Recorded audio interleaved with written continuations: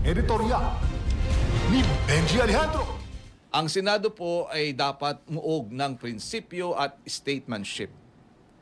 Muli pong nabaluto ng kaguluhan nito pong Mayo 13.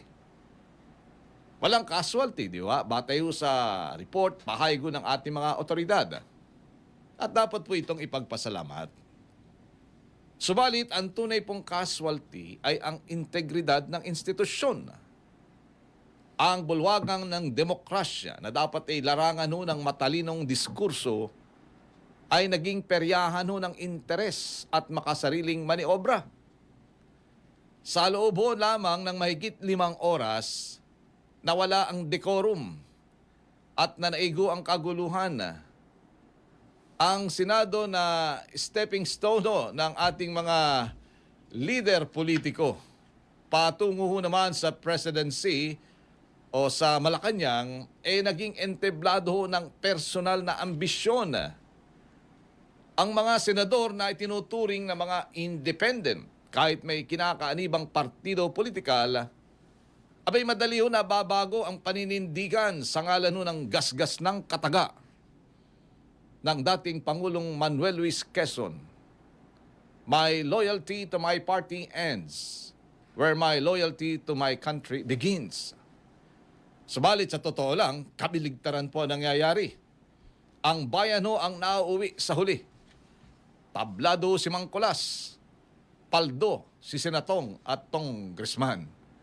Dagdag pa ho rito, nananatili rin ang presensya ng mga banyagang impluensya sa pamamagitan ng EDCA. Nagkatotoo ang pahayag ng dating Pangulong Quezon. Subalit hindi nawala ang anino, galamay at kuko ng dayuhang impluensya. Hindi ho tuloy maiiwasan itanong, may halaga pa ho ba ang Senado? Sa punto ng legislasyon, ang mahalagang batas para kay Juan de la Cruz ay dumadaan sa Kamara. Lulusot, ngunit tablado sa Senado o vice versa. Lusot sa Senado, tablado sa Kamara. Ang katotohanan, sa bawat hearing, gumagastos ang gobyerno. Ang taong bayan, tumatanggap po ng allowance at per dime ang mga mababatas at mga staff po nito. Ang nagbabayad, taong bayan. Pero sa huli, tablado po ang taxpayer.